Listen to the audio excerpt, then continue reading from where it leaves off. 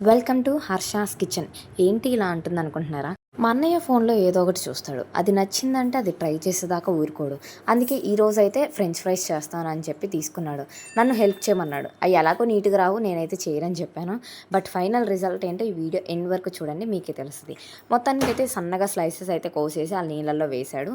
ఆ పీసెస్ అన్నీ కూడా నీట్గా వాష్ చేసేసి హాట్ వాటర్లో బాయిల్ చేశాడు. నెక్స్ట్ వచ్చేసి కార్న్ఫ్లోర్లో అయితే మిక్స్ చేశాడు. ఇంకేముంది, స్టవ్ మీద ఆయిల్ పెట్టుకొని కాగిందో లేదో చూడాలి. నెక్స్ట్ వచ్చేసి ఆయిల్ కాగింది. సో ఇంకా మా అన్నయ్య అయితే బడా వేసేస్తూ ఉన్నాడు ఫాస్ట్గా. ఎప్పుడెప్పుడు తిందామా అని మా అన్నయ్యకి ఆతృతగా ఉందన్నమాట. ఎలా వస్తాయో చూడాలి. మా అన్న చెయ్యాలి అని ఆతృత ఎక్కువ, కానీ మా అమ్మ లేనిదైతే చేయలేడు. కన్ఫర్మ్ పక్కన మా అమ్మ ఉండాల్సిందే హెల్ప్ చేయడానికి. సో ఇలా గోల్డెన్ బ్రౌన్ కలర్ రాగానే అయితే తీసేయాలన్నమాట. మొత్తానికైతే పట్టుకోవటానికి చూడటానికి క్రంచిగా బాగానే ఉన్నాయి. అండ్ ఇంకొంచెం కారము, కొంచెం ఉప్పు, మన టేస్ట్కి ఎంత కావాలో అంత వేసుకొని మిక్స్ చేసేసుకోవాలన్నమాట. మా అన్నయ్య ముందు స్టైల్గా స్పూన్తో కలుపుదాం అనుకున్నాడు. తర్వాత మన వల్ల కాదులని చెప్పి చేపెట్టేశాడు. అండ్ బయటికి వెళ్ళి సాస్ ప్యాకెట్ తెచ్చాడు. ఇప్పుడు ఫస్ట్ టైం టేస్ట్ చేస్తున్నాడు మా అన్నయ్య. లిటరల్లీ చాలా బాగున్నాయి. అండ్ ఇప్పుడు నేను కూడా టేస్ట్ చేస్తున్నాను కదా, నాకైతే చాలా బాగా నచ్చాయి. బయట చేసినట్టే వచ్చినాయి. ఓకేనా, కావాలంటే ఈ రెసిపీ ఫాలో అయిపోండి. Bye bye.